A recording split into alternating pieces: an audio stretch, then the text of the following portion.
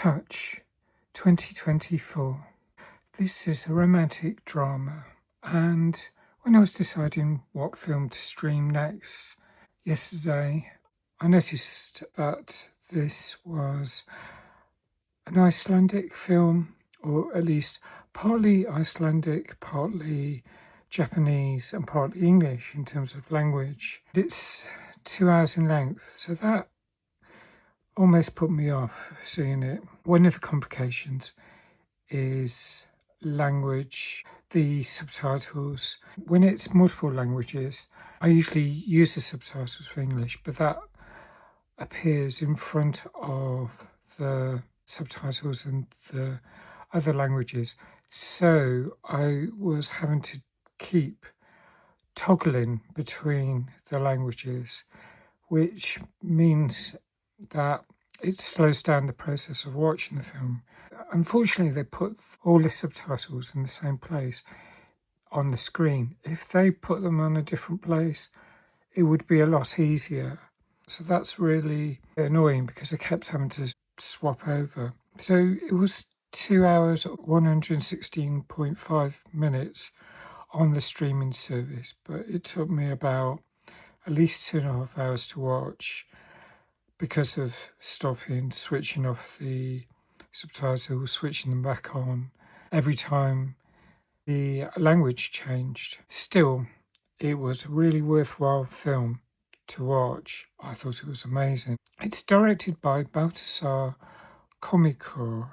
Apologies if I mispronounce these names. It's written by him and Olafur Johan Olafsson. And it stars Egil Olafsson as Christopher, Palmi Kormákur as the young Christopher. He's like the protagonist. And stars Koki as young Miko. Now, there are two time frames in this film. One is in the late 60s, and it's flashbacks to London in 1969 when Christopher was a student at the London School of Economics. I was a student at the London School of Economics, but more than a decade and a half later, in the late 60s, there were a lot of protests, and the school was cracking down on people protesting. So although he was really keen, he was what would now be termed radical leftist scum, but he was really strong left-wing when it came to politics, and he was dissatisfied with the course he was on. So he dropped out. One day when he was walking through London with his friends, he spots a Japanese restaurant where they require a dishwasher. Even though his friends are kind of mocking him and not taking him seriously, he goes in and asks about the job, and he comes back the next day for an interview with the restaurant owner. The restaurant's called Nippon, and he meets the restaurant owner's daughter, a similar age, and they seem to fall in love, or at least he falls for her first of all, and it appears not long after she falls for him. He works at the restaurant, he does a good job, he's a dishwasher, but starts to learn how to cook food. Not an aspiring chef, but he would like to learn how to do Japanese food, like the traditional breakfast. Masahiro Motoki, who plays Takahashi-san, he's the restaurateur. He owns the Nippon restaurant, and he is father to Miko. The story is really beautiful. It's lovely seeing London 1969. It was quite different even from when I'm most familiar with London, when I started to really get to know London. In some ways, it's very similar. It's a nostalgia for a time a little before I was about, but it reminds me a bit of the London in the 70s and 80s as well. There's like John Lennon, meeting Yoko Ono, doing the Plastic Ono Band, Give Peace a Chance, playing on the radio on a record. And Miko thinks that Christopher looks like John Lennon, and his glasses do. That scene, you think, that's intentional, but wow. There's a lot of really touching, moving stuff. And the title touching, I guess that comes from that. But there's also touching in that the second time frame is 2020, when Christopher is much older. He's living in Iceland. It's icy cold. It's February or March. It's just as COVID's coming in. He's ill. He's having MRIs and waiting for the results. And he decides now's the time to seize the opportunity. He decides to take the opportunity to travel to London. He flies out there.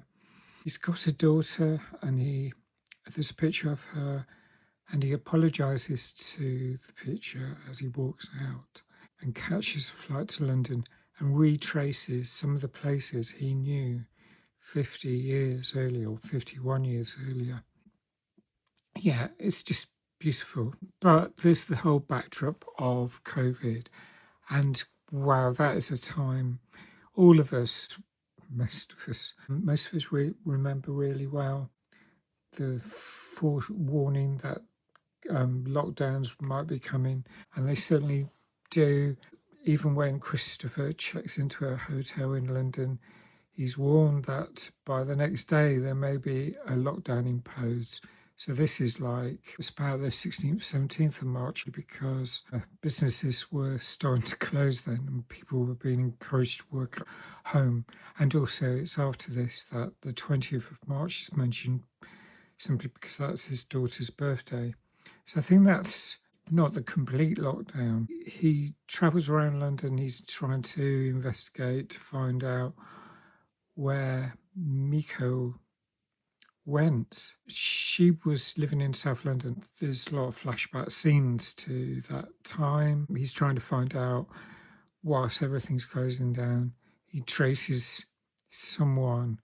And I won't talk about what happens next, but you see from the earlier time frame, Miko's father seems very protective of her, but also a bit controlling, considering she's adult. She's about 20, I guess, and he doesn't want her to do certain things, like angry when she goes out with one boyfriend, and then when she takes a shine to Christopher, ultimately Nippon, the restaurant, gets shut down and father and daughter disappear.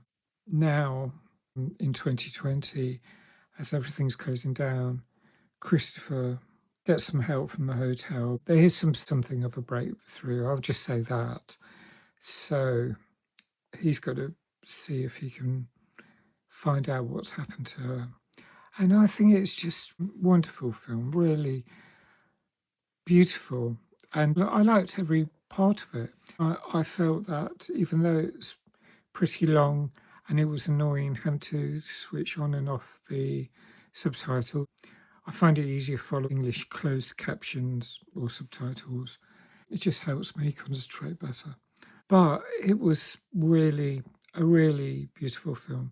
And the young Christopher looks awesome, I think. He looks such a sweet guy.